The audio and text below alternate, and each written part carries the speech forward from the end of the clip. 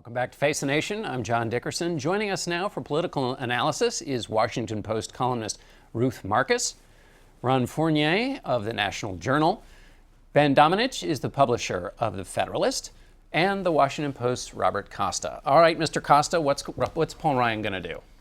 Paul Ryan, he's interested in doing it. He's moved from no to maybe to possibly yes. I've been on the phone with people who've spoken to him this weekend. They believe he has his family's support, and he believes he can actually craft policy from the Speaker's chair, which is something he's had to move to in his personal decision-making. His main concern is the Freedom Caucus. Does Mulvaney, do all these conservatives, do they come with him? Does he have to have some kind of deal? At this point, he has not reached out to them to try to cut a deal. He wants them to come to him. Because he doesn't want that embarrassing moment on the floor of the House where they have the vote and he doesn't get it or he barely gets it. Ben, Paul Ryan has had conflicts with this ultra-conservative movement before on various budget issues. Sure. How is this a solution? Well, I think that this is a little bit of a different situation. I mean, let us all say a word of mourning for the passing of Kevin McCarthy's political career. Obviously, he's someone, though, who had a long career of misjudging the whip count when it came to various votes. Dave Weigel, your colleague at the Washington Post, had a long litany of instances where he did not assess accurately the number of supporters he had for various measures. And I actually think the great irony of this situation is that the last whip count he got wrong may have been the one for himself. I think in this situation, had he pressed the issue, he might still have ended up with the speakership. Paul Ryan's situation now, though, is one where I think he is going to be able to meet the Freedom Caucus to a certain degree to achieve a level of compromise with them, because their priorities, as Congressman Mulvaney was making clear earlier on the show, are really more about the internal functioning of Congress and reform of the way that the institution acts,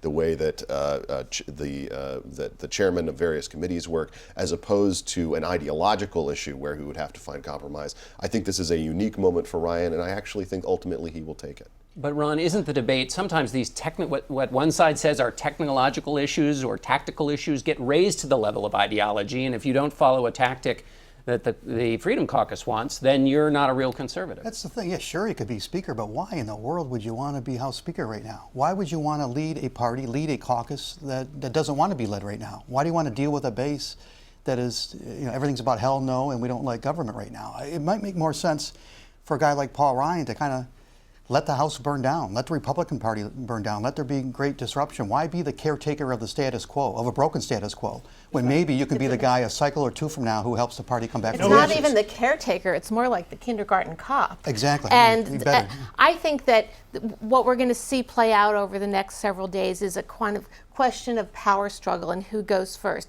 Congressman Mulvaney was here talking about how the Freedom Caucus wants some assurances and convincing from Paul Ryan about what he is willing to do for them and how strong he will be for them. I don't think that's Paul Ryan's play. His play is, I am the reluctant speaker. If you guys really desperately want me to be speaker, which by the way, they should, because the alternatives are not very evident for them, I am not going to go hat in hand to you. You're going to come to me, and I'm not going to give you these assurances you're looking just for. Just on Ron's point, though. So you're right. It's an unmanageable conference in many ways. But I can report that Ryan Priebus, the chairman of the party, has come to Ryan personally over the last few days and said, you have to do this for the party. Speaker Boehner has come to him and said, you have to do this for the party. The party's in such a crisis. Ryan doesn't want the job. He may not be able to cut a favorable deal with the Freedom Caucus, but the GOP at this fractured moment needs him. I agree with all of that, but Ryan Priebus isn't the party. Yeah. He's the chairman. No, they're not the party. The party are the people out in the states right now who think that the government is totally obnoxious and think we should do anything. We should blow away the debt limit. But this is why this is why it's not as much of a damage, I think, to the party to have this leadership crisis at this moment. They have not. When Congress is as unpopular as it is, when its leadership is as unpopular as it is, what does it mean to be in array as opposed to disarray?